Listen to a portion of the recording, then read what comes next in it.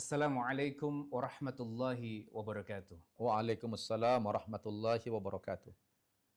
Alhamdulillahil malikid dayyan wassalatu wassalamu ala sayyidi waladi adnan wa ala alihi sahbihi wa man tabi'um bi ihsanin ila yaumiddin wa ba'd. Alhamdulillah, malam hari ini bersama kita seorang tokoh yang sudah tidak asing lagi, Ustadz Nababan atau Kiai Haji Syamsul Arifin Nababan. Beliau adalah pendiri dan pengasuh pesantren Mu'allaf Center An-Naba. Beliau juga pendiri dan pengasuh pesantren modern Darul Ilmi Indonesia yang ada di Bogor. Nah, yang menarik dari beliau ini adalah ternyata beliau tidak hanya seorang tokoh ulama, tetapi beliau juga praktisi dalam dunia haji dan umroh. Beliau ini pembimbing haji lebih dari 4 kali atau bahkan 5 kali saja. Ya. Masya Allah. Sudah 5 kali membimbing ibadah haji, dan kalau umroh nggak terhitung, Ustaz? Iya, betul. Masya Allah, tabarakallah. Maka malam hari ini tepat sekali kalau kemudian kita membahas topik seputar pembekalan manasik haji atau seputar haji, dan langsung dikupas bersama beliau, Ustadz Syamsul Arifin Nababan. Baik, Ustadz, malam hari ini insya Allah kita akan bedah bersama terkait haji dan umroh. Kita mulai dari yang paling sederhana, yang paling mudah, supaya saudara-saudara muslim kita ini semuanya faham tentang apa itu ibadah haji dan bagaimana nilai urgensinya untuk setiap muslim. Nah, Ustaz, di awal untuk perkenalan, mungkin Antum bisa sampaikan dulu prolog perkenalan singkat tentang Antum. Fadhol. Terima kasih Ustadz Nurdin. Beliau ini luar biasa jam terbangnya dalam dunia podcast ya. Bismillahirrahmanirrahim. Assalamualaikum warahmatullahi wabarakatuh. Alhamdulillahil qail walillahi 'alan nasi hajjul baiti man istata'a ilaihi sabila wa man kafara fa innallaha ghaniyyun 'anil 'alamin. Wassalatu wassalamu ala asyrafil mursalin sayyidina Muhammadin wa ala alihi wa sahbihi ajma'in, amma ba'd. Saudara-saudaraku pemirsa dimanapun Anda berada yang saya cintai karena Allah Subhanahu wa Ta'ala. Hari ini kita sudah berada di puncak pelaksanaan ibadah haji, yaitu di 10 hari yang pertama di bulan Zulhijjah ini. Sebagaimana kita ketahui bahwa ibadah haji itu atau haji itu ada beberapa bulan yang telah ditentukan oleh Allah Subhanahu wa Ta'ala, sebagaimana disebutkan di dalam Al-Quran surat Al-Baqarah. A'udzu billahi minasyaitonir rajim. Al-hajju ashhurum ma'lumat. Haji itu adalah beberapa bulan yang telah ditentukan oleh Allah Subhanahu wa Ta'ala. Sebenarnya pelaksanaan ibadah haji itu ada berapa bulan sih? Nah, ini banyak pertanyaan, Ustaz. Ya, kalau kita mengacu kepada ayat tadi, Allah mengatakan al-hajju ashhur. Ashhur itu adalah bentuk jamak dari syahrun. Jadi kalau syahrun itu 1 bulan. Syahra ini 2 bulan. Berarti kalau 2 bulan ke atas itu sudah menggunakan jamak taksir. Jadi ashhur. Ashhur itu berarti beberapa bulan. Nah, beberapa bulan di sini menurut jumhur ulama adalah 3 bulan. Yaitu dimulai dari bulan Syawal, bulan Zulqaidah, dan puncaknya tentu di bulan Zulhijjah. Nah, pertanyaannya kenapa harus 3 bulan haji itu? Ya sebenarnya kalau puncaknya pelaksanaan ibadah haji itu sendiri cuma 6 hari saja. Dimulai dari tanggal 8 Zulhijjah sampai 13 Zulhijjah. Lalu kenapa sampai 3 bulan? Ini kan Allah Subhanahu wa Ta'ala mewajibkan haji ini bukan hanya kepada masyarakat Jazirah Arab, tapi kepada seluruh umat Islam di dunia ini. Nah, sehingga mobilisasi umat ke sana membutuhkan waktu yang lama dan panjang. Ya kalau sekarang pakai pesawat, kalau zaman-zaman dulu kan orang pakai kapal laut. Ya, jadi hari ini Ustadz Nurdin atau malam ini tepat sekali kita membahas tentang ibadah haji maupun juga ibadah umroh sekaligus nantinya. Ya, terima kasih. Baik, pemirsa, tadi belum saya tanya, tapi beliau sudah proaktif ya. Tadi sudah dijelaskan juga hukum pelaksanaan ibadah haji bagi seorang muslim, siapa saja yang berkewajiban gitu ya. Kemudian termasuk tadi bulan-bulannya, kapan pelaksanaannya sudah dijelaskan. Nah, kalau bicara tentang mulai dari awal pengertian ibadah haji itu apa untuk saudara-saudara kita yang awam supaya mereka tahu, lalu kemudian syarat untuk bisa melakukan ibadah haji itu apa gitu, mungkin bisa disampaikan. Ya, mungkin saya harus menjelaskan ini secara detail. Ya, saya jelaskan secara detail agar jamaah yang baik yang sedang melaksanakan ibadah haji saat ini maupun yang akan melaksanakan ibadah haji pada tahun-tahun berikutnya. Ya, semua kita sudah paham pengertian haji secara bahasa itu artinya mengunjungi Baitullah. Ya. Secara peristilahan tentunya haji itu adalah menetapkan hati berangkat ke Baitullah, yaitu melaksanakan ibadah haji dengan ketentuan-ketentuan yang telah diatur oleh syariat. Nah, tentu juga secara fikih kita dijelaskan apa saja sih syarat berhaji itu. Nah, semua kita sudah tahu syarat haji itu yang pertama tentu harus beragama Islam. Jadi orang yang boleh pergi haji itu adalah orang yang beragama Islam. Yang kedua, orang yang akalnya sehat. Kemudian yang ketiga, orang yang sudah baligh. Orang yang sudah baligh. Jadi baligh ini ukurannya ya minimal, kalau laki-laki itu udah tahu lah kita ya. Ya umur-umur 12 tahun. Kalau perempuan sudah menstruasi gitu, itu sudah baligh itu, udah boleh haji. Kemudian ya istita'ah. Dia mampu melaksanakan ibadah haji itu. Karena haji ini ya adalah diwajibkan oleh Allah kepada orang yang mampu. Mampu di sini meliputi finansial, mampu juga secara fisik. Dan juga bagian daripada istita'ah di sini adalah keadaan di tanah suci dipastikan aman. Harus aman. Nah, bagi perempuan syaratnya harus ada mahram. Nah, di situ ya. Itu kalau bicara syarat. Nah, sedangkan bicara tentang rukun, nah, rukun ini sesuatu yang mesti dilakukan. Karena dalam ibadah haji ini Ustaz, ada namanya rukun, ada namanya wajib. Ya, jadi kalau rukun itu sesuatu yang mesti dikerjakan. Kalau dia tidak dikerjakan, batal hajinya. Tidak bisa ditebus dengan apapun. Tetapi kalau wajib haji itu tertinggal misalnya, itu masih bisa ditebus dengan membayar dam, yaitu menyembelih dengan seekor kambing begitu ya. Nah, saya jelaskan dulu tentang rukun-rukun haji ini. Rukun haji itu yang pertama adalah berihram atau berniat. Ya, niat dengan mengucapkan labbaik Allahumma hajjan. Ya, labbaik Allahumma hajjan. Nanti saya jelaskan apa saja jenis-jenis haji, saya berikan penjelasan yang umum dulu. Ya. Kemudian yang kedua rukunnya adalah ukuf di Padang Arafah tanggal 9 Zulhijjah.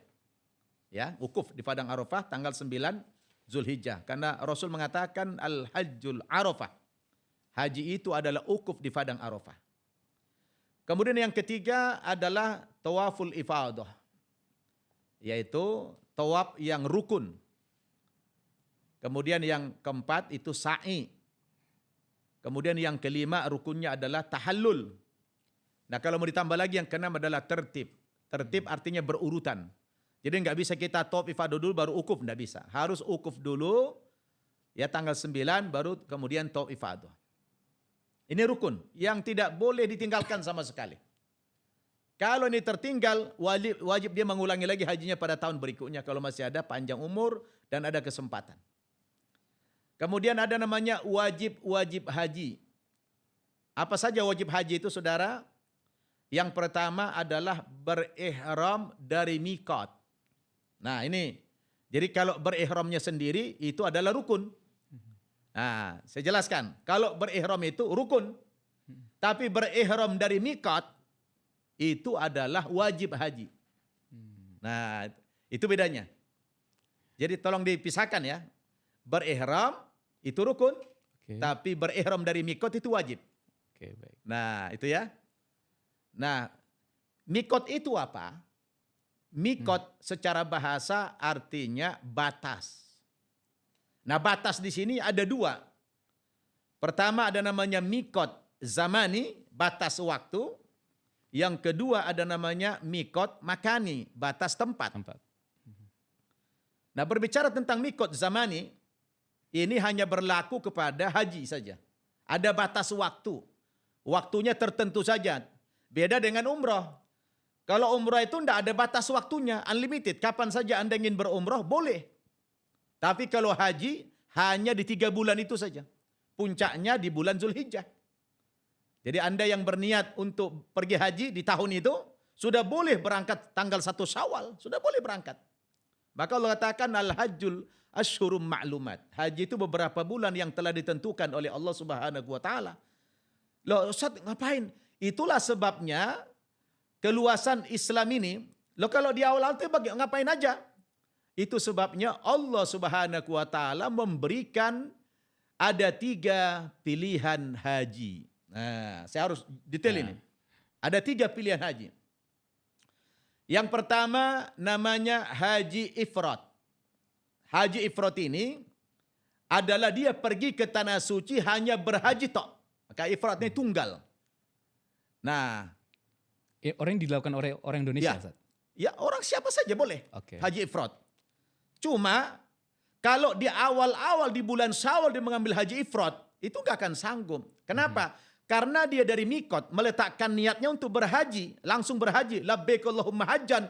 Begitu dia berihlal ihram untuk haji, maka dia tidak boleh melanggar larangan-larangan ihram itu. Saat itu berlaku larangan-larangan haji. Iya, gitu begitu dia berihram, tidak berlaku larangan-larangan ihram, bukan larangan haji, larangan ihram. Larangan ihram. Ya, dia tidak boleh menggunakan pakaian yang berjahit, tidak boleh pakai wangi-wangian, ya, tidak boleh menggunting rambut, tidak boleh menggunting kuku, tidak boleh membunuh hewan, tidak boleh mematahkan pohon-pohon, tidak boleh melakukan hubungan suami istri.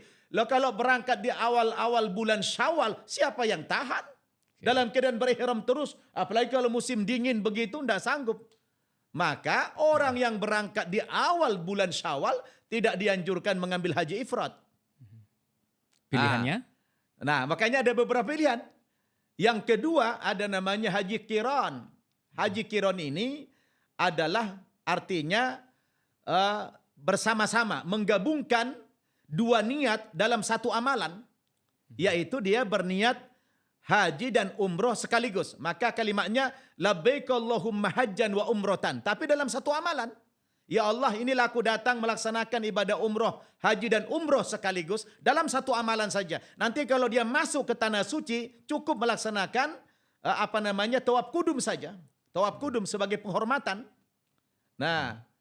Nah itu juga berat. Kenapa? Kalau haji qiran ini, dia harus membawa binatang atau membawa hadiyu, membawa binatang sembelihan dari negerinya, tidak boleh dibeli di Makkah.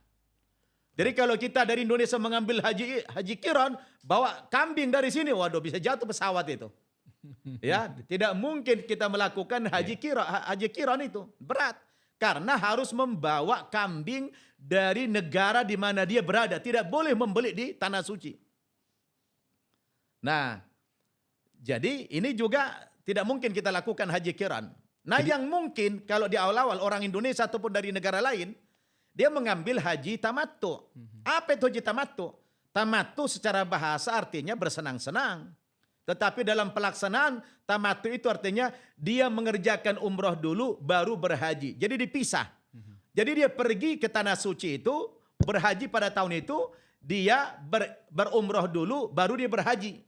Maka kalau dia nanti mengambil haji tamattu, ya niatnya ketika di mikot jangan mengatakan labbaik Allahumma hajjan. Kalau labbaik Allahumma hajjan berarti dia mengambil haji ifrat. Bahaya. Maka dia wajib mengatakan labbaik Allahumma umrotan. Tapi umrohnya bukan umroh biasa, ini umroh tamattu. Allah mengatakan dalam Al-Quran surat Al-Baqarah ayat 196, "Faman tamatta'a bil umrati ilal haji famastaisara minal haji." Barang siapa yang mengambil haji tamattu, yaitu berumrah dulu baru dia berhaji, ya, maka kepada orang yang mengambil haji tamattu ini, karena dia bersenang-senang, nanti setelah dia umroh, tidak ada lagi larangan-larangan ihram, dia bebas sampai menunggu tanggal 8 Zulhijjah nanti, maka ada konsekuensinya, dia wajib membayar dam, seekor kambing. Ya, dia membayar dam. Lalu kalau tidak punya uang bagaimana? Boleh diganti dengan apa? Puasa. Ya, faman lam yajid, barang siapa yang tidak sanggup membayar dam, menyembelih seekor kambing, faman lam yajid, fasiyamu thalathati ayamin fil haji wa sab'atin idza raja'tum. Dia wajib berpuasa selama 10 hari. Dengan teknis, dengan cara pelaksanaannya, 3 hari dia puasa selama di tanah suci, dan 7 hari dia sempurnakan setelah kembali ke tanah air. Tilka asyaratun kamilah, itulah 10 hari yang sempurna kata Allah Subhanahu wa taala sebagai penggantinya dam, menyembelih seekor kambing. Jadi orang yang pergi haji ke tanah suci di awal-awal bulan Syawal atau di awal bulan Zulqaidah, keder kalau mengambil haji ifrat. Kalau haji ifrat memang tidak ada membayar dam, tetapi siapa yang sanggup, begitu dia meletakkan niat labbaik Allahumma hajjan, maka berlaku kepadanya larangan-larangan ihram. Ya, yaitu tadi tidak boleh memakai pakaian yang berjat, dia selamanya hanya pakai 2 helai. Kalau musim dingin itu kan repot, nggak sanggup. Dan kalau melanggar dia ganti baju biasa, dam seekor kambing, melanggar lagi, bayar lagi. Maka itu berat. Oleh karena itu dengan kebijaksanaan Allah Subhanahu wa taala memberikan 3 pilihan haji itu. Ada haji ifrat, ada haji qiran, dan ada haji tamattu. Nah, kalau Anda mau mengambil haji ifrat, saya sarankan itu kalau masuk tanah suci sekitar tanggal-tanggal 5 atau 6 Zulhijjah, boleh mengambil haji ifrat. Lebih baik. Karena Anda nanti tidak membayar dam. Berangkat ke sana hanya haji saja niatnya, tidak melakukan ibadah umroh. Nah, itu haji ifrat. Jadi itu menarik. Oleh karena itu jelaskan, wajib haji yang pertama itu adalah berihram dari mikot. Berihram dari mikot. Tadi jelaskan, mikot ada 2, ada mikot zamani, batas waktu. Batas waktu itu dalam haji cuma 3 bulan saja, bulan Syawal, Zulqaidah, dan bulan Zulhijjah. Kemudian ada itu namanya mikot makani. Mikot makani batas tempat. Jadi batas tempat ini yang ditentukan Allah dan Rasulnya, cuma ada 5 tempat di dunia ini yang boleh meletakkan niat ihram. Tidak boleh di tempat manapun. 5 mikot. Yang pertama itu namanya Zulhulaifah atau Bir Ali. Itu yang ada di Madinah. Jadi penduduk Madinah atau orang-orang yang melintas lewat Madinah meletakkan niat ihramnya itu baik dalam berhaji maupun berumrah itu di Bir Ali itu. Ya. Lebih kurang 15 menit lah dari Masjid Nabawi. Nah, itu yang pertama. Yang kedua adalah Juhfah. Juhfah ini sekitar 95 km lah dari Mekah arah ke Mesir sana. Itu adalah orang-orang yang Mesir, penduduk Mesir atau yang melintas lewat Mesir sana, maka meletakkan mikotnya di Juhfah itu. Kemudian yang ketiga ada namanya Yalamlam. Yalamlam ini sekitar 70 atau 80-an kilo dari Mekah itu, di sekitar pegunungan di Jeddah. Nah, di situ adalah orang-orang Yaman atau dari Indonesia atau dari negara mana yang melintas Yalamlam itu. Nah, biasanya itu di pesawat yang langsung menuju Jeddah. Meletakkan niatnya itu di atas pesawat 15 menit menjelang landing. Ya, itu tempat mikot orang-orang yang melintas dari Yalamlam. Kemudian yang keempat ada namanya Qarnul Manazil, itu sekitar Taif sana. Ya, lebih kurang 75 km dari Mekah itu. Nah, orang-orang yang dari Jordan, dari Palestina, dari mana-mana itu yang melintas lewat Qarnul Manazil, di sana mereka meletakkan niat. Juga di atas udara, bisa juga salah mendarat. Kemudian yang kelima adalah Dzatu Irq. Itu adalah orang-orang Irak, orang-orang Iran yang ingin berhaji atau berumrah meletakkan niat di situ. Jadi Ustadz, hanya 5 tempat mikot di dunia ini. Dan berlaku untuk semua muslim di seluruh dunia. Muslim di seluruh dunia. Tidak bisa kita berniat di sini di bandara, tidak bisa. Ya, hanya tempat 5. Cuma ulama-ulama Indonesia ada yang membolehkan ya meletakkan niat ihram di Jeddah karena jaraknya dengan Yalamlam tidak begitu jauh. Itu adalah ijtihad para ulama-ulama kontemporer dari Indonesia saja. Itu oke, tidak bisa kita debat masalah itu. Nah, itu yang pertama adalah wajib haji. Ihram, berihram dari mikot. Kemudian yang kedua, ya, yang dikatakan wajib haji itu adalah melempar Jumratul Aqabah pada tanggal 10 Zulhijjah. Ya, ingat. Tanggal 10 Zulhijjah hanya satu tiang yang dilempar. Namanya Jumratul Aqabah. Tanggal 10 Zulhijjah. Itu adalah wajib haji. 7 batu saja. Nah, kalau ini tidak dilakukan, boleh ditebus dengan menyembelih seekor kambing. Kemudian yang ketiga, yang termasuk wajib haji itu adalah mabit di Musdalifah. Malam tanggal 10 sampai 10 pagi. Itu wajib. Bermalam walau hanya sesaat karena crowded, yang penting sempat bermalam di Musdalifah di malam ke-10 itu. Kemudian yang berikutnya wajib haji adalah mabit di Mina pada Ayyamut Tasyrik. Malam tanggal 11, malam 12, malam 13. Itu wajib. Nah, minimal 2 malam. Ya, namanya nafar awal 2 malam, nafar sani 3 malam. Allah mengatakan faman ta'ajjala fi yaumaini fala itsma alaih. Barang siapa yang ingin segera meninggalkan Mina dengan bermalam 2 malam saja di Mina, boleh, tidak ada dosa baginya kata Allah.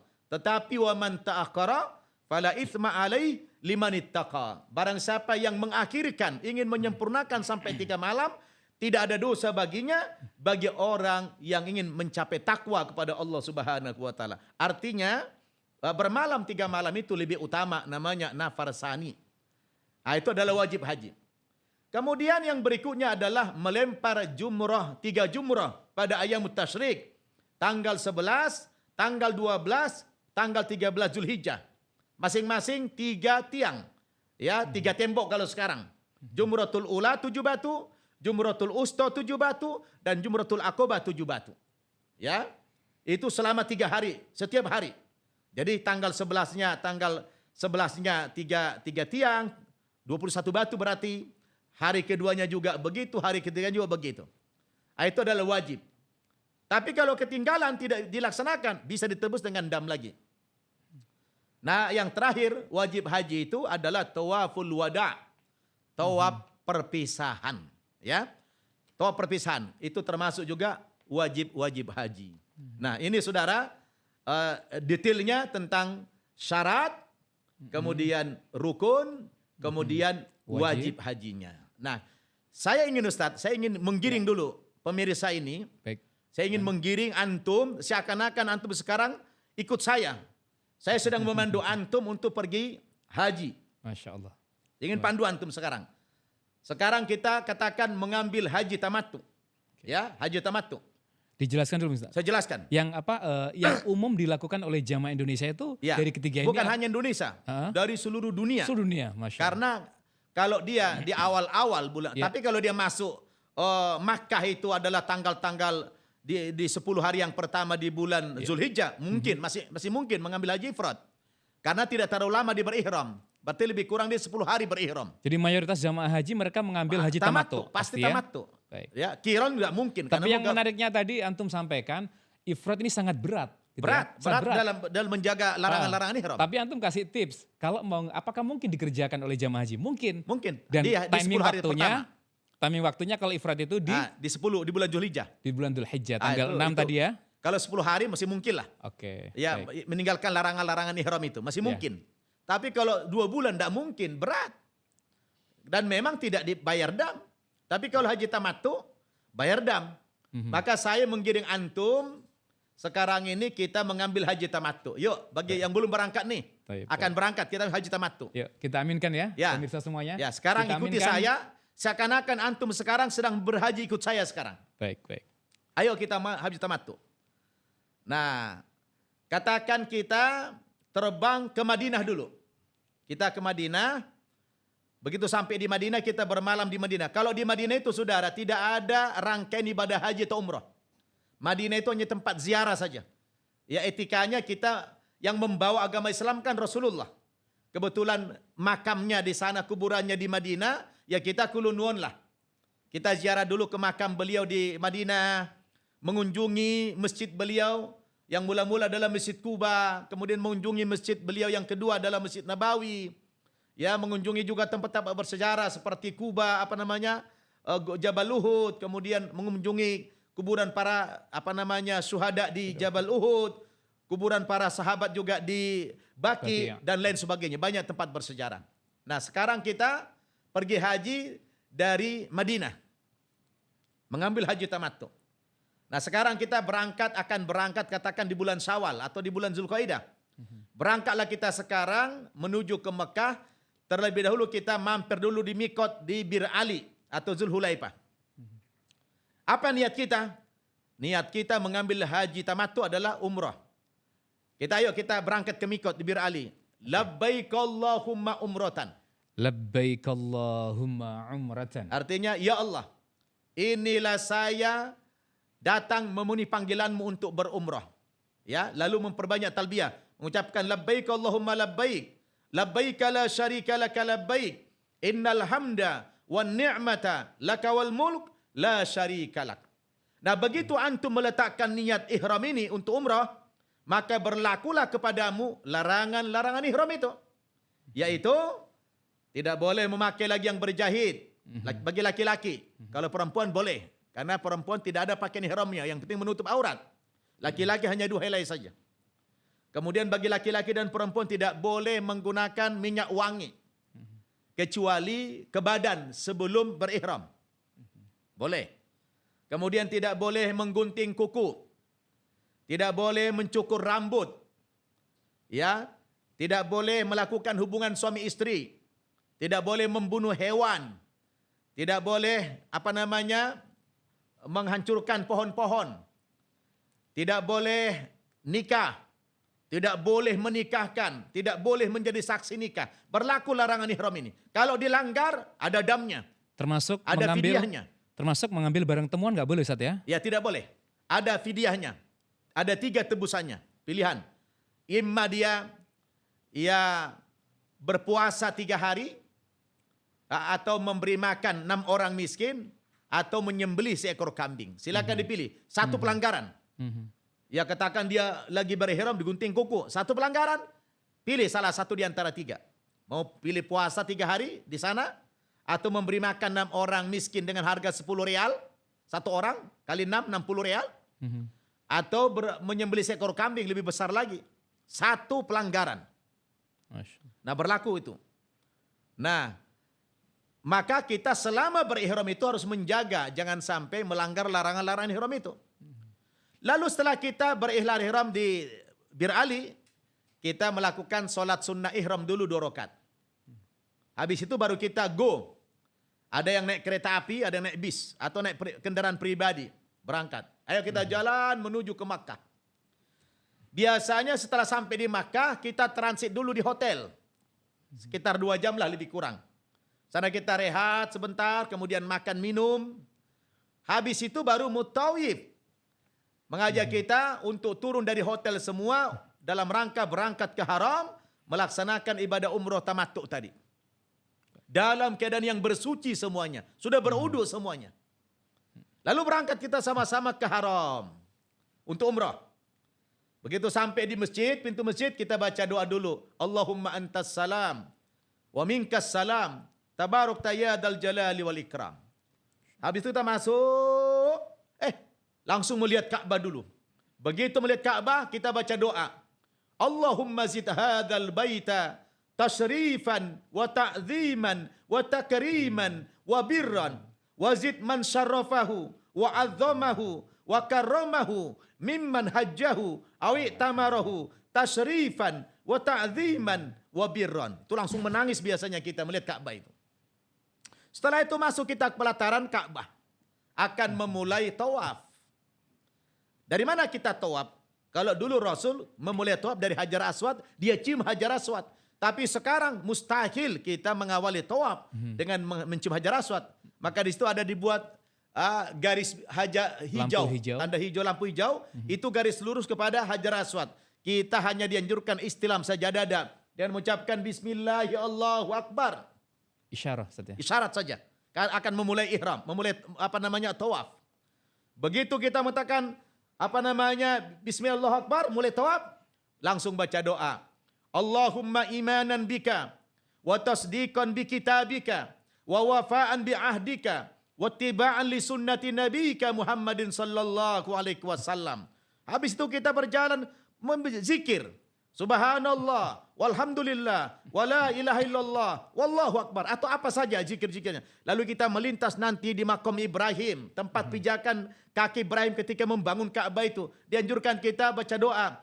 Rabbi adakilni mudkhala sidqin, wa akhrijni mukhraja sidqin, wa ja'alli min ladunka sultanan nasira, wa qul ja'al haqq wa zahaqal batil, innal batila kana zahuqa. Terus kita keliling. Begitu sampai di rukun Yamani, mau ke Hajar Aswad, dianjurkan kita, Nabi menganjurkan baca doa sapu jagat. Rabbana atina fid dunya hasanah wa fil akhirati hasanah wa qina adzabannar. Satu putaran. Begitulah sampai startnya dari Hajar Aswad, juga bertemunya di Hajar Aswad, satu putaran. Kita lakukan selama 7 putaran. Tetapi saudara perlu diingat, apabila tiba-tiba batal wudunya lagi tawaf, boleh nggak kita lanjutkan itu tawaf? Haram. Karena tawaf sama dengan solat kedudukannya. Haram hukumnya melanjutkan. Katakan dia 2,5 putaran. Batal, segera berudu, dia baru dapat 2 itu. Setengahnya dihilangkan. Wudu, kemana wudu? Kalau keluar jauh, di sekitar pelataran Ka'bah itu ada zam-zam, air zam-zam. Gunakanlah air zam-zam itu sedikit saja. Yang wajib-wajib saja, yang rukun saja. Jangan berkumur-kumur. Ya, jangan istinsyak, jangan. Langsung aja ke muka yang wajib. Sekali aja ambil air zam-zam segini, 1 gelas kecil, langsung ke muka sekali aja. Ratakan semua mukanya. Kemudian itu sekali juga kan ratakan semua ke kanan, tangan kanan. Kemudian tangan kiri sekali, kemudian ke kepala sekali. Kemudian ke kaki sekali. Ya, udah. Lalu Anda lanjutkan. Tadi batal 2,5, dapat 2 saja. Kekurangannya 5. Mulai dari mana? Bukan di tempat yang batal. Anda memulai dari Hajar Aswad lagi. Ya, dengan istilah Bismillah Allahu Akbar, lanjutkan 5 putaran lagi.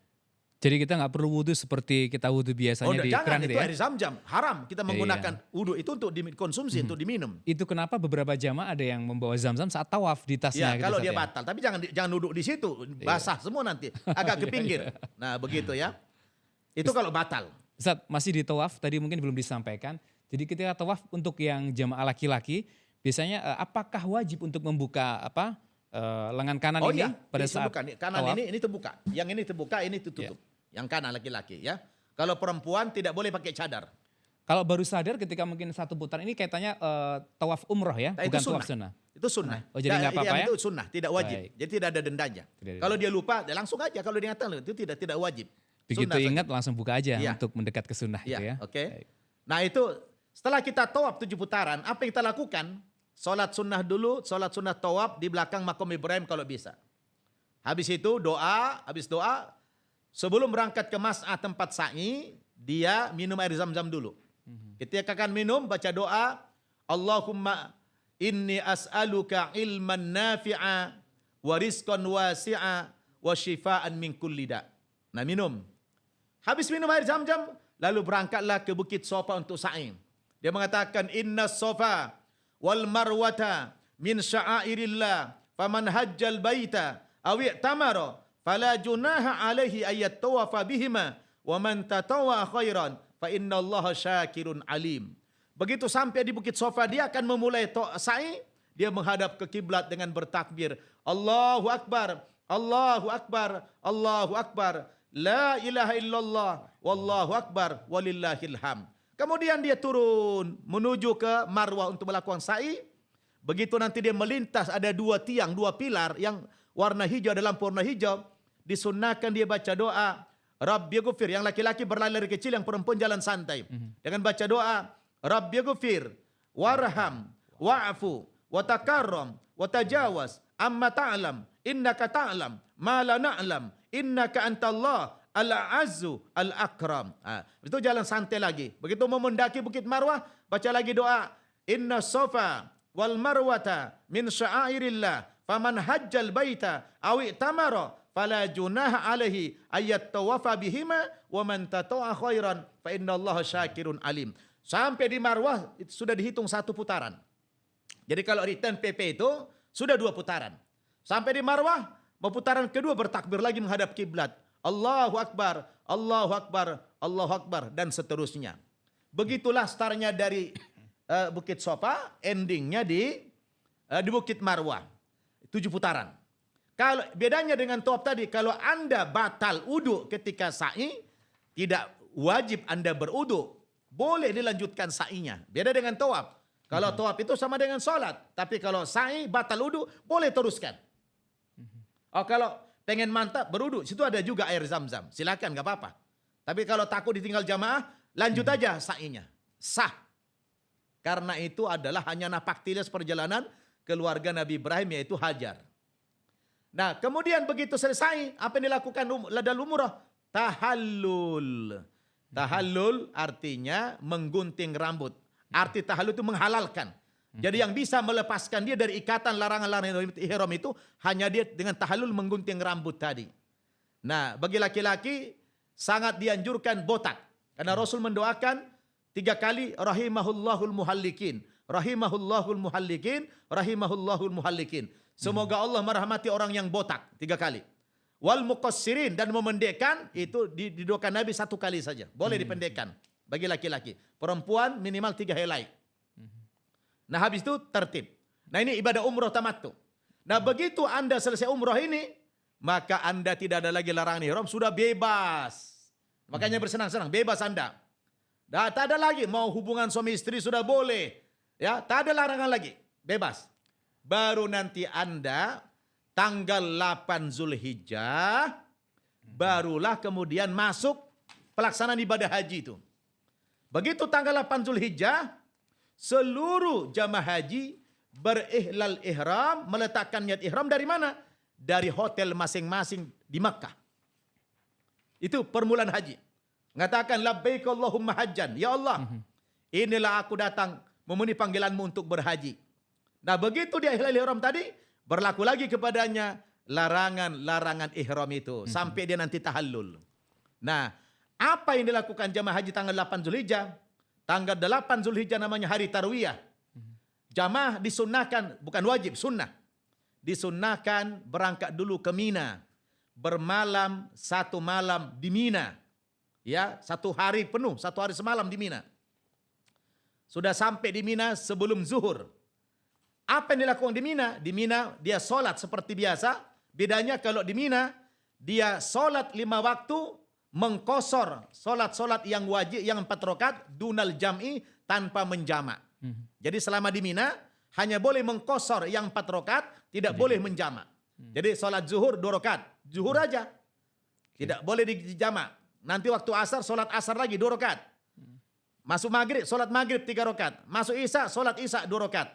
Masuk subuh, sholat subuh 2 rakaat. Sampai tanggal 9 pagi subuh. Kemudian begitu tanggal 9 Zulhijjah, seluruh jamaah yang ada di Mina itu bertolak menuju ke Arafah untuk melaksanakan puncak haji, yaitu ukuf di padang Arafah. Mulainya? Mulainya jam 12 waktu zawal. Begitu masuk waktu zuhur. Ya, begitu masuk waktu zuhur, maka di sana diawali dulu dengan khutbah Arafah seperti sholat Jumat.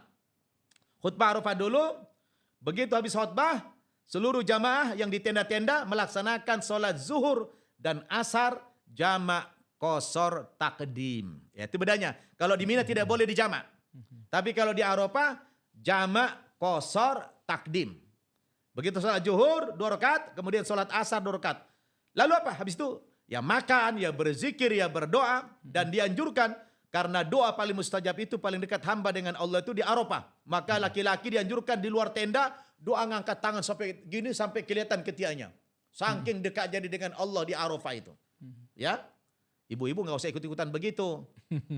Nggak boleh, aib. Cukup seperti biasa saja. Tapi laki-laki begini, ya. Sampai kapan waktu ukuf? Mulai dari zuhur sampai terbenam matahari maghrib saja. Itu kenapa di tanggal 9 kita yang di tanah air disunahkan untuk ya puasa Arafah. Iya. Supaya kita ada kontak batin dengan jamaah yang Arafah itu. Lalu saya lanjutkan. Begitu azan maghrib, kalau dulu Rasul yaitu tidak azan Bilal, tidak sholat maghrib isya di Arafah. Tapi Nabi langsung berjalan menuju ke Musdalifah. Di Musdalifah Nabi melakukan jamak takhir, sholat maghrib dan isya. Tapi dalam sekarang yang sangat crowded, sepertinya mengikuti sunnah ini agak berat. Bisa-bisa nanti kita nyampe di Musdalifah, Allah jaraknya cuma 7 kilo. Bisa sampai jam 1 malam, jam 2 malam. Orang sudah letih, ya capek, cari tempat duduk juga agak susah. Maka tidak apa-apa. Itu kan tempat cuma pilihan sunnah saja. Sholatnya sendiri wajib. Nah, maka tidak mengapa jamaah haji itu langsung sholat maghrib isya di Arafah saja. Jamak qasar, takdim. Maghribnya 3, isyanya 2 rakaat. Nah habis itu lalu bertolak ke Musdalifah. Malam tanggal 9. Tanggal 9, malam 9 itu mereka bermalam 1 malam penuh. Sampai subuh di Musdalifah. Ya. Nah begitu tanggal 10 Zulhijjah. Ibaratnya Ustaz. Jamaah itu sedang berada di persimpangan jalan. Ya. Ya. Berada di persimpangan jalan ibaratnya. Jamaah sudah berada di persimpangan jalan. Lalu saudara, apa yang dimaksud dengan persimpangan jalan? Di tanggal 10 Zulhijjah itu, yang mana didahulukan jamaah? Apakah tanggal 10 jamaah berangkat ke Mina, ke Jamarot untuk melempar Jumratul Aqabah kemudian tahallul? Atau dia berangkat dulu ke Mekah, melakukan mendahulukan tawaful ifadah, sa'i kemudian tahallul? Nah, yang mana yang afdal? Tentu kalau berdasarkan sunnah, Rasul berangkat ke Mina dulu. Melempar jumrah dulu, melempar Jumratul Aqabah dulu 1 tiang. Begitu melempar Jumratul Aqabah tanggal 10, kemudian langsung tahallul, gunting rambut. Itu namanya tahallul awal. Kalau sudah tahallul awal, gunting rambut, melempar jumrah, gunting rambut, tahallul awal namanya, maka larangan ihram tadi tidak ada lagi. Tinggal 1 yang tidak boleh, yaitu belum boleh melakukan hubungan suami istri kalau baru tahallul awal. Nah, apabila tanggal 10 itu ya dia mau ingin menyempurnakan langsung melakukan tawaful ifadah, boleh. Nanti dia tawaf ifadah, tawaf 7 putaran di Ka'bah, kemudian sa'i. Nah, ketika sa'i nanti jangan gunting rambut lagi. Gunting rambut cukup 1 kali. Kalau sudah gunting rambut di Mina ketika Jumrah Aqabah tadi, maka ketika sa'i jangan gunting rambut lagi. Dan itu kalau sudah sa'i dia sudah melakukan tawaful ifadah, namanya sudah tahallul sani atau tahallul kubra. Dengan demikian tidak ada lagi larangan ihram. Hubungan suami istri juga sudah boleh. Tetapi kalau mau diakhirkan juga setelah tanggal 13 Zulhijjah, diakhirkan tawaful ifadah boleh. Nah dia setelah melempar Jumratul Aqabah kemudian tahallul, dia kembali ke tenda di Mina, gak apa-apa. Dia mendahulukan mabit di Mina daripada dia tawaful ifadah, boleh. Tetapi apabila dia berangkat ke Mekah dulu tanggal 10, mendahulukan tawaful ifadah daripada melempar jumrah, tawaf, kemudian sa'i, lalu menggunting rambut. Setelah itu dia tidak boleh menunda melempar jumrah tanggal 10 itu. Wajib di tanggal 10. Hanya di hari itu saja, tanggal 10 Zulhijjah. Melempar 1 jumrah namanya Jumratul Aqabah. Kalau sudah melempar Jumrah Aqabah pada tanggal 10 itu, tidak perlu lagi tahallul gunting rambut. Dan itu juga sudah dinamakan tahallul kubra. Tidak ada lagi larangan ihram. Jadi tanggal 10 Zulhijjah itu ada 2 pilihan. Boleh berangkat ke Mina dulu, mendahulukan Jumratul Aqabah, kemudian tahallul. Dan boleh juga ke Mekah dulu melakukan tawaful ifadah, sa'i kemudian tahallul. Boleh. Habis itu apa? Nah, malam 11, malam 12, malam 13, jamaah semuanya wajib bermalam di Mina. Boleh 2 malam, boleh 3 malam. Kemudian di siang harinya tanggal 11, 12, 13 tadi, dia melempar 3 jumrah. Jumratul Ula, Jumratul Usta, Jumratul Aqabah. Selama 3 hari kalau mengambil nafar sani. Kalau mengambil nafar awal, 2 malam, berarti 2 hari dia melempar jumrah itu. Nah setelah itu kalau belum dia melakukan tawaful ifadah, dia meninggalkan Mina, berangkat dia ke Mekah. Ngapain? Lakukan dulu, karena tawaf ifadah itu adalah rukun haji. Rukun haji yang mesti dilakukan, bukan wajib, rukun haji. Begitu sampai dia ke Mekah, kalau belum melakukan tawaf ifadah tadi tanggal 10, lakukan tawaful ifadah. Tawaf, sa'i, tanpa menggunting rambut lagi. Dan itu sudah tahallul kubra, tidak ada lagi larangan ihram, sudah boleh hubungan suami istri. Mau check in di hotel sudah boleh sama istri. Nah tinggal 1 lagi, menunggu apa? Nunggu kepulangan, dia nanti melakukan sebelum pulang itu tawaf wada. Nah, selesai sudah semua rangkaian ibadah haji. Sejak itu antum sudah boleh mencantumkan di kartu nama Haji Pulan atau Hajah Pulana. Masya Allah, tabarakallah. Subhanallah. Baik pemirsa, bisa kita bayangkan ya kalau kita pergi ke tanah suci dan beliau pendampingnya. Masya Allah. sudah dipastikan Anda akan merasa terbimbing sekali dari awal keberangkatan, dari rukun ke rukun, semuanya akan dipandu secara detail dan Sunnah. sesuai sunnah, sesuai syariat gitu ya. Dan Ustadz, insya Allah, apakah Ustadz tahun ini berencana, ini kan mungkin sudah musim haji ya. Ya. Setelah musim haji ini apakah antum juga ada rencana untuk mengawal jamaah kita? Mungkin umroh atau apa Ya. gitu Ustadz? Oh iya, saya ini kan mutawif Ustaz. Taib. Mutawif, pembimbing umroh juga, sekaligus menjadi mutawif juga, membimbing tawaf juga. Oke. Jadi dan saya sekarang ini juga buka private. Oke. Selama ini Masya saya kan dipakai banyak travel. Allah. Dipakai saya sebagai pembimbing umrohnya gitu kan. Kalau haji saya baru 5 kali dan itu sekarang agak sulit karena banyak kali persyaratannya dan saya lebih memilih banyak umroh saja. Berikan kesempatan kepada orang yang belum berhaji. Nah ini Ya. kabar-kabar menarik, kabar bahagia buat pemirsa semuanya. Kalau nunggu haji mungkin lama, maka kalau pengen dipandu sama beliau, bisa ikut umroh privat ya, bareng Ya, kami nanti ya, dipandu langsung oleh beliau. Kebetulan saya juga ngawal juga di umroh privat ya. Alhamdulillah. Nah, nanti bisa bergantian gitu ya. Iya. Insya Allah bisa hubungi nanti di kontak beliau. Siap Ustaz, insya Allah. Nanti disampaikan nomornya atau bisa juga nanti ke nomor saya di 081 8857 115 atau bisa komen di TikTok ini Atau di pakai nomor saya juga. Iya, berapa Ya. nomornya Ustaz? 0812 996 3993. Jadi kalau ingin dipandu kami berdua ini umroh private, ya harga juga enggak terlalu jauh selisih dengan yang travel, itu siap insyaallah kita membimbing Ya. jamaah kalau ingin mengikuti sunnah Rasulullah itu dalam umroh maupun dalam ibadah haji ya. Tapi saya lebih prioritas yang umroh dulu Iya. karena saya memberikan kesempatan kepada orang yang belum berhaji Ustaz. Baik, dan pemirsa, kita sudah sempat diskusi sebelum live tadi. Untuk umrah privat kita fokus untuk pakai maskapai Saudi Airline ya. Ya betul. Ya. Yang langsung ke direct ke Madinah dulu. Direct langsung Madinah, ya. boleh ke Madinah, kalau nggak available mungkin ke Jeddah ya. Iya. Tapi kita prioritaskan yang direct ke Madinah, kemudian kalau bisa kita dapat yang 2 kali sholat Jumat Ustaz ya. Iya. Ya, apalagi kelebihan yang lain mungkin Ustaz yang bisa disampaikan. Iya, jadi kan selama ini orang pergi umroh itu sederhana sekali Ustaz. Ya. Kurang banyak mendapatkan penjelasan, terutama tempat-tempat bersejarah Ya. dan sebagainya. Jadi kita jelasin semuanya ya. Nah. Jadi ada athar, ada bekas di dalam jamaah itu. Nah, sehingga dia membawa kemabruran. Nah, itu apa itu mabrur? Iya. Apa itu mabrur?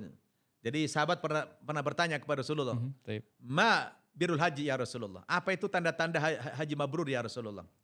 Nabi menjawab minimal ada 2. Ada 2 ciri orang itu hajinya mabrur atau umrohnya mabrur. Ya. Yang pertama kata Nabi, setelah dia pulang haji atau umroh itu, ya it'amut tu'am. Dia menjadi orang yang sangat dermawan, suka memberi makan orang yang kelaparan, memberi makan orang miskin. Kalau tadi sebelum haji dia pelit, ya bakhil, begitu dia pulang haji sangat dermawan sekali, menjadi pemurah. Itu tanda hajinya mabrur. Yang kedua, watibul kalam. Ya, kalau dia bicara selalu yang bermanfaat. Selama ini kalau dia ngomongnya kasar-kasar, gibah, adu domba, fitnah, begitu dia pulang haji atau umroh, gak mau lagi melakukan itu. Keluar Masya Allah. kata-kata hikmah yang keluar dari mulutnya, itu namanya hajinya mabrur.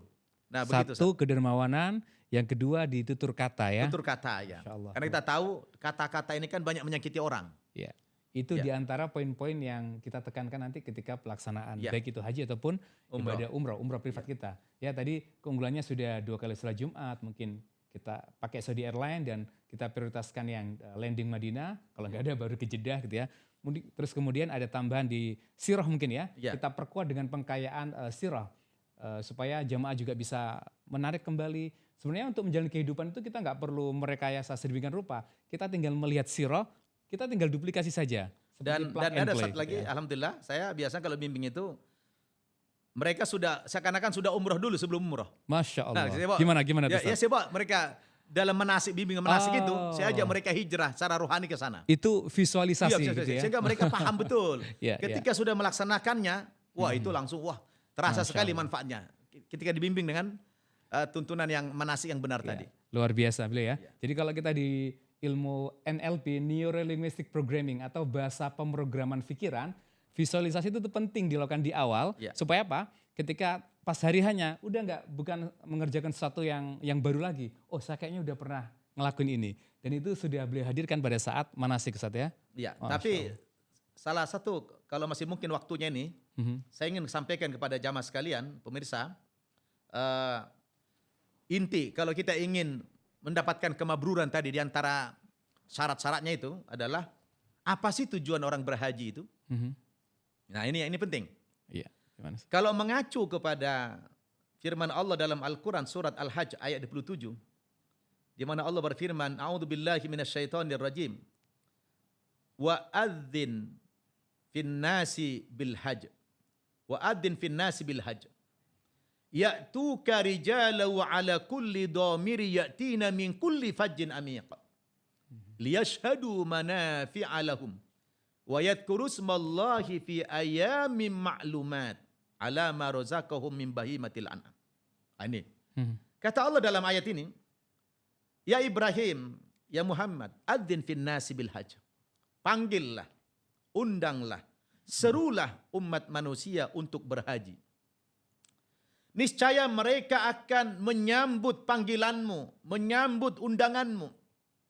Sehingga mereka bersegera datang ke sana. Ada yang datang ke sana naik kendaraan pesawat terbang. Ada yang naik kapal laut. Ada yang naik bis. Ada yang kendaraan pribadi. Bahkan ada yang pakai onta dan ada yang jalan kaki. Ya'tina min kulli fajjin amiq. Yang mereka datang dari berbagai pelosok dunia. Yang berbeda kebangsaannya. Berbeda bahasanya. Berbeda warna kulitnya, berbeda adat istiadatnya, berbeda budayanya, berbeda semuanya. Mereka berkumpul di dalam satu tempat. Ustadz, haji itu sampai 8 juta. Biasanya sebuah perkumpulan kalau sudah jangankan jutaan, ratusan ribu saja, itu rawan konflik. Betul. Rawan kriminal. Betul. Rawan pertengkaran. Ya, contoh saya sering ke Las Vegas. Ya. Saya sering ke Las Vegas, tempat judi sana di Amerika sana. Ini pemirsa, Ya. saya kasih prolog dulu. Jadi beliau ini juga dikenal sebagai dai internasional. 4 benua sudah beliau jelajahi untuk menyebarkan Islam. Nah, di antaranya Amerika. Amerika saya dengar sudah 11 kali. Ya, saya 11 tahun dakwah ke Amerika. Masya Allah. Ya, alhamdulillah. Jadi saya mau jelaskan, itu kalau perkumpulan udah ratusan ribu saja itu sudah rawan konflik, rawan kriminal. Tapi di tanah suci orang lihat di Eropa sana berkumpul 8 juta manusia, tidak ada orang kecopetan, tak ada orang macam-macam di situ. Tidak ada orang beribut, tak ada orang berantem. Semua orang khusyuk untuk mendekatkan diri kepada Allah Subhanahu wa taala. Itu luar biasa. Padahal mereka berbeda kebangsaannya, berbeda warna kulitnya, berbeda bahasanya. Subhanallah. Ini adalah keajaiban daripada tanah suci itu. Apa tujuan orang berhaji? Nah, di situ. Di dalam ayat itu dijelaskan oleh Allah ada 2 tujuan haji utama. Ya. Ada 2. Tapi dari 2 ini justru yang pertama disebutkan oleh Allah apa tujuan haji. Bukan langsung melaksanakan ritual haji. Justru di posisi kedua itu. Allah mengatakan apa? Tujuan haji pertama, liyashhadu manafi'a lakum. Supaya mereka dapat mengambil manfaat yang banyak dari haji itu. Jadi kalau bahasa orang DPR itu Ustaz, istilahnya orang ke sana melakukan studi banding, kira-kira begitu. Tujuan haji seakan-akan untuk studi banding dulu. Loh, kayak seperti studi banding gimana? Supaya nanti Anda ketika haji itu mantap imanmu, mantap hajimu. Jadi lihat-lihat dulu keadaan. Apa yang perlu kita bandingkan memangnya? Lihat. Kita lihat saudara, begitu kita nanti mendarat di Saudi Arabia. Itu negara-negara yang gersang tandus. Sepanjang mata memandang, itu hanya gunung-gunung, bukit-bukit yang tandus. Dan tanah-tanah yang terjal. Di sana tidak ada pepohonan yang hijau, rerumputan yang hijau tidak ada. Kalaupun ada, dia mengimpor tanah dari luar negeri, lalu ditanam di situ, kemudian ditaruh di situ 24 jam itu keran. Saking susahnya di sana hidup pohon-pohon. Ya. Jadi lihat, tapi dari negara yang gersang dan tandus itu ternyata Allah berikan keberkahan bumi. Apa itu? Dari bumi yang gersang dan tandus itu keluar sumber rezeki yang luar biasa. Di sana keluar minyak, gas, dan panas bumi yang begitu bermiliar-miliar barel. Sehingga membuat negara itu kaya raya. Masya Allah. Subhanallah. Subhanallah. Kalau kita di Indonesia Ustaz punya mobil Mercy atau GMC atau mobil mewah yang lain, kalau kita di rumah itu kita bungkus pakai parasut. Kemudian mobil ditaruh di garasi. Garasinya ditutup, dikunci. Di luar sana ada pos penjagaan. Bagaimana kita pengawalan itu kendaraan mewah luar biasa. Tapi kalau antum ke Saudi, kan punya garasi mereka. Ditaruh di pinggir-pinggir jalan saja mobil mewah. Mau disenggol, enggak masalah. Saking bagi mereka bukan barang mewah itu. Karena taraf ekonomi mereka yang begitu makmur sekali. Nah, itu lihat itu. Makanya, liyashhadu manafi'a lahum. Lalu kenapa dari bumi yang gersang itu keluar sumber kekayaan yang luar biasa dari hasil buminya?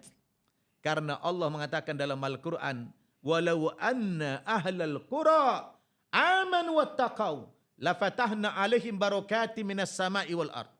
Kalau penduduk satu negeri rata-rata atau mayoritasnya orang yang beriman dan bertakwa kepada Allah Subhanahu wa taala, maka pasti kepada penduduk negeri itu diturunkan keberkahan dari langit dan dikeluarkan keberkahan dari dalam perut bumi. Sehingga negeri Saudi itu berkah. Karena orang yang datang ke sana dalam rangka bertakwa. Dan penduduknya rata-rata adalah orang yang takwa. Tidak semuanya, tapi rata-rata adalah orang yang bertakwa kepada Allah. Karena mereka penjaga Al-Haramain, penjaga dua tempat sucinya.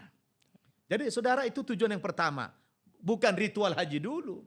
Lihat-lihat dulu kata Allah. Supaya makin mantap imanmu. Baru puncaknya yang kedua apa? Wa yadhkuru smallahi fi ayyamin ma'lumat ala ma razaqahum min bahimatil anam, yaitu berzikir, melaksanakan ritual haji pada waktu yang telah ditentukan oleh Allah, terutama pada tanggal 8 Zulhijjah sampai tanggal 13 Zulhijjah. Sebenarnya pelaksanaan ibadah haji cuma 6 hari saja. Lalu kalau 40 hari jamaah yang reguler, kemana sisa waktu digunakan itu? Kalau kita kan banyak belanja Ustadz.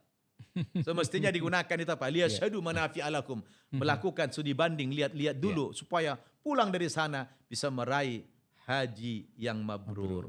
Kalau saya bimbing haji selalu saya tekankan di situ. Bukan ritualnya dulu, tapi Anda bikin perbandingan. Bagaimana kita? Indonesia coba lihat. Negara kita negara kaya raya.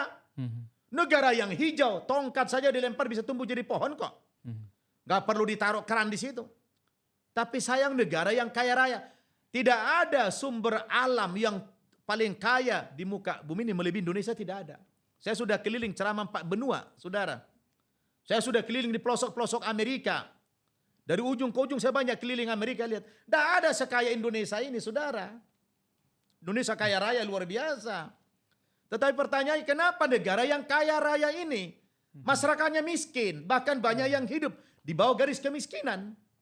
Karena jawabannya, rata-rata masyarakat kita itu kufur nikmat, mengingkari nikmat Allah Subhanahu wa taala. Baik, Ustaz, terakhir mungkin nasihat.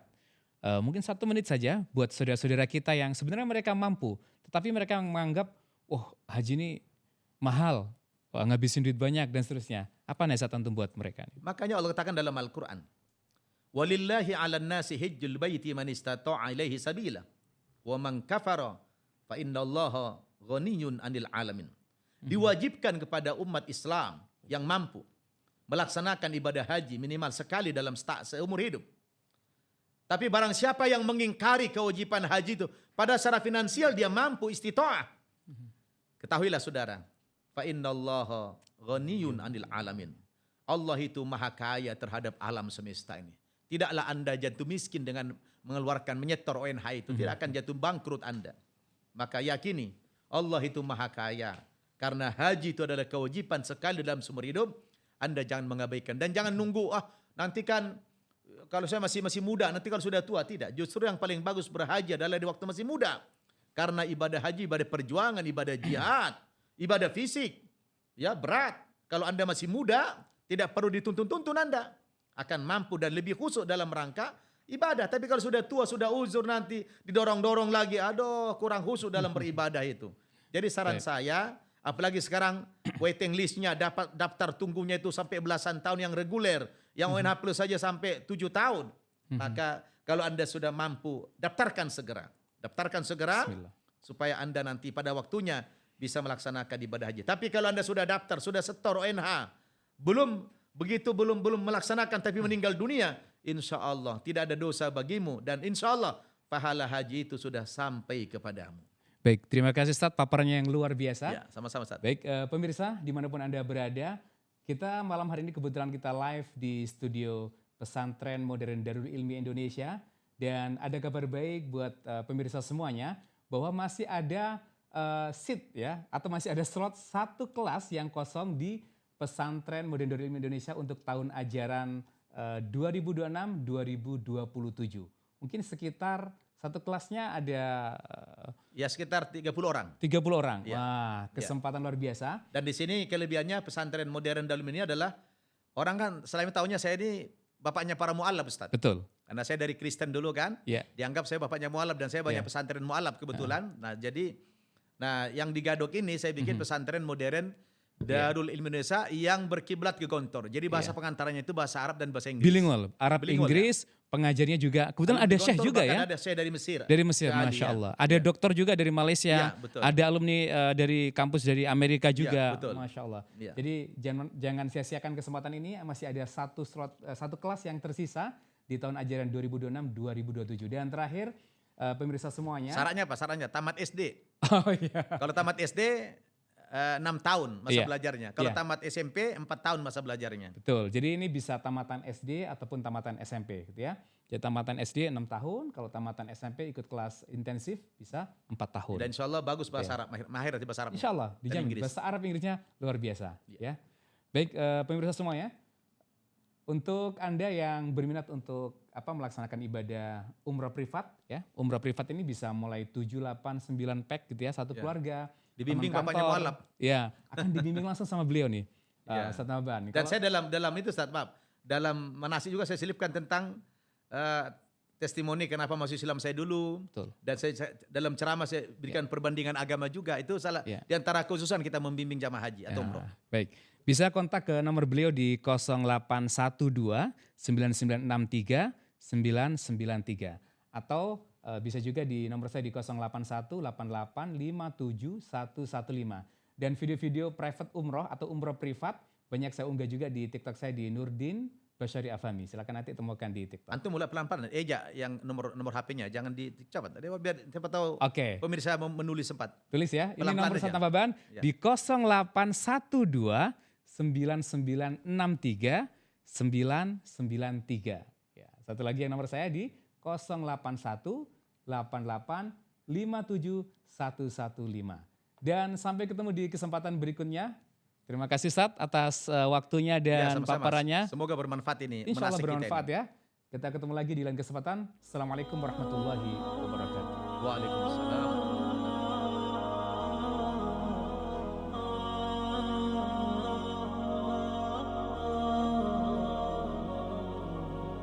معنا نهج حياة جئنا تبصرة عن كل ضلال أعددنا بضع رسالات تحمل نورا للأجيال معنا نهج حياة جئنا تبصرة عن كل ضلال